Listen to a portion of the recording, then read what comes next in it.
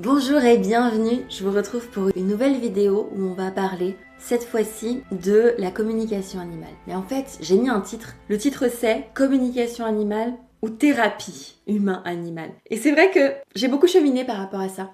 Dans la communication animale, on va apporter une communication, on va apporter un soin, on va apporter une façon de faire qui va vraiment venir guérir l'animal, mais qui aussi parle de l'humain. Dans l'interface, moi je dis toujours en communication animale, et pour ceux qui ne savent pas comment ça se passe, c'est comme si je retrouvais les animaux à un autre endroit. Et les animaux, quand on vient les questionner sur leurs problématiques, souvent ils viennent aussi nous montrer l'évolution de l'humain.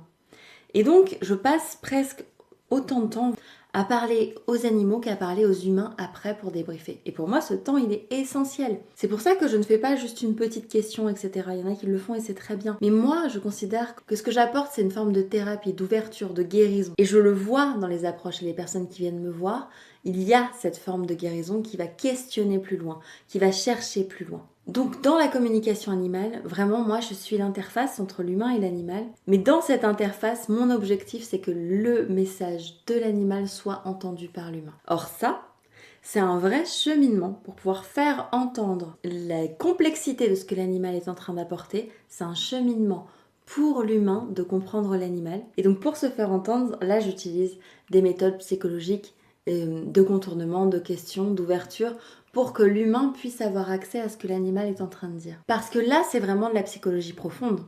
L'animal, parfois, il va venir questionner profondément son gardien. Je pense à des animaux qui ont des missions de vie, qui ont des missions de vie très fortes, et qui viennent questionner profondément leur humain. Dans ces questionnements, forcément, il faut que l'humain soit prêt. Moi-même, j'ai traversé ça.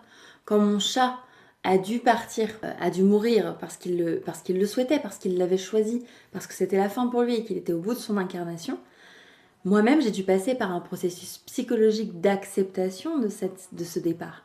J'ai moi-même eu ce questionnement et ce cheminement vers l'acceptation. Donc ce que j'ai vraiment envie de vous transmettre, c'est ça. La communication animale, il y a deux façons de la voir.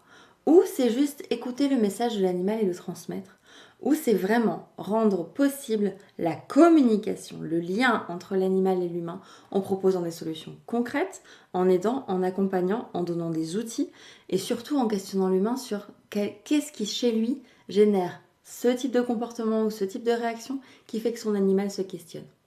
Est-ce qu'il y a des choses que l'on peut regarder au travers de l'humain pour que l'animal ne soit plus dans ces questionnements-là?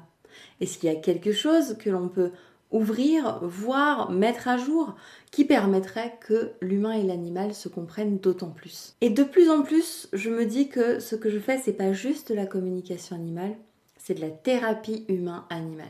C'est vraiment comment l'animal vient questionner l'humain. Je pense par exemple à des comportements anxieux. Eh bien, souvent l'animal va me dire, bah oui, mais moi je suis anxieux parce que je vois bien que mon gardien ou ma gardienne est anxieux ou anxieuse. J'arrive pas à aller profondément dans le cœur de ce que mon humain est en train de vivre. J'arrive pas à être profondément en lien avec mon humain à ce moment-là. Ce qui va se passer, c'est que l'animal, il va venir appuyer à cet endroit-là, il va venir questionner cet endroit-là d'anxiété. Et si l'humain ne prend pas conscience que il a un endroit d'anxiété et que c'est pas toujours facile à vivre pour son animal et que sans culpabilité, parce que l'animal, lui, il ne culpabilise pas, il dit ce qui est. Il dit l'anxiété, elle est là et elle me fait travailler.